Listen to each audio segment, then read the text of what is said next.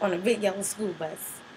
You're sitting down, you're talking to one of the other passengers, when all of a sudden, you hear a loud bang. Your body is jerked forward, causing you to hit your head on the back of the seat in front of you. So you lean back with your eyes wide open, trying to figure out what just happened. The passenger you were just talking to informed you that you guys were just involved in an accident with a tractor trailer, but nobody got hurt. Thankfully, all you have now is a throbbing headache. Today, I'll be talking about seatbelts not being needed in school buses for the passengers. I want to tell you about the passive restraint system called compartmentalization, how school bus passengers are less vulnerable, and how seatbelts on a school bus decreases seating capacity. American students are nearly 8 times safer riding in the school bus than riding in the car with their own parents or guardians. Instead of relying on seatbelts for the safety of the students on school buses, there is another safety feature that is used called compartmentalization. Compartmentalization is a key passive restraint system that contributes to the passenger safety. With compartmentalization, the crash forces are absorbed by the school bus's structure, which is designed to protect the occupant. This was stated by Charles Holt, one of the NHTSA's specifications engineers. With the occupant restraint system in a car, the crash forces are absorbed by the body of the occupant instead of the vehicle. Seat backs in school buses are now made higher, wider, and thicker than before. After the most recent final rule, seat backs will be required to be at least 28 inches high, and all metal surfaces are covered with energy-absorbing padding. This structure must pass rigid tests for absorbing energy. Over the past 11 years, school buses have annually averaged 26,000 crashes, resulting in only 10 deaths. 25% were drivers, and the other 75 were passengers. The fatality rate for school buses is only 0.2 fatalities per 100 million vehicle miles traveled, compared to 1.5 fatalities per 100 vehicles miles traveled for cars. This impressive safety record is a result of the Department of Transportation's requirements for compartmentalization on school buses. Moreover, the protective abilities of today's school buses have been reaffirmed over 2 years of research. NHTSA's 2002 report to Congress found that the addition of lap belts did not improve occupant protection for the severe frontal impact that were studied for that report. So, now that you have heard how compartmentalization contributes to the safety of school bus passengers without wearing seatbelts, I will now tell you how passengers are less vulnerable to getting hurt or ejected while riding the school bus.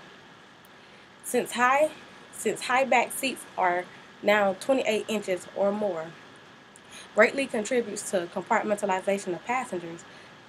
This reduces the chances of injuries sustained by passengers being hurled against one another regardless of their size. The seat structure allows it to bend forward when a child is thrown against it. Seats are also positioned no more than 2 feet apart, which limits the distance a child can move during a crash. It will be highly unlikely that the children on the school bus that are seated would be wearing their seatbelts. It will be impossible for the bus driver to monitor each child and continue to drive safely. In this case, if some of the children were wearing belts and others were not, it could cause more danger to the passengers who are actually wearing the seatbelts than the ones who weren't wearing the seatbelt. While mandating seatbelts on school buses could save a number of lives annually, the cost would likely outweigh the benefits. In fact, NHTA's analysis of the impact of such a regulation found that deaths and injuries could actually rise as school districts managing higher costs of bus equipped with seatbelts decided to provide fewer buses. And students and families were left with other less safe forms of transportation, such as a bike or a passenger car. Now that you have an understanding about how passengers are less vulnerable to collisions while riding on school buses without a seatbelt, I will now show you having a seatbelt on school buses will decrease the seating capacity. Studies conducted in North Carolina, Texas, Idaho, and Congressional Reference Services identified capacity reductions of 17%, 0 to 17%, 8 to 17%, and 16 to 33% from installing seatbelts. These studies estimated costs for installation.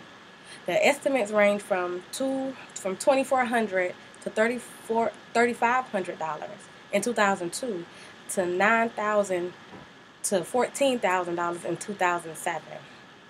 NHTSA also argues that 3 restraints cannot fit in a 39-inch seat, resulting in substantial additional expenses to school districts. States should take into consideration the reduced seating capacities and increased capital costs associated with the seatbelts that could result in more children seeking alternative means of traveling to and from school or school-related events. Those alternative modes of travel could put children at greater risk because they are not nearly as safe as riding in a school bus. Now that you have heard how having seatbelts placed on school buses will decrease the number of students that can be transported to and from school, and how it will cost an additional expense to the school districts, I remind you of why seatbelts are not needed for school bus passengers. Today I have given you information on statistics that prove the passive restraint system called compartmentalization that allows school bus passengers to not require seatbelts and still be safe. I also showed you how school bus passengers are less vulnerable during a bus collision due to the large mass a school bus can take. Finally, I gave you more statistics that shows how having seatbelts on school buses will cause a decrease in seating capacity and cause the school districts to incur additional costs, which could cause taxes to go up. So, today, I hope you were able to be persuaded that seatbelts are not needed in school buses for the passengers, because even without seatbelts, the passengers are still safe.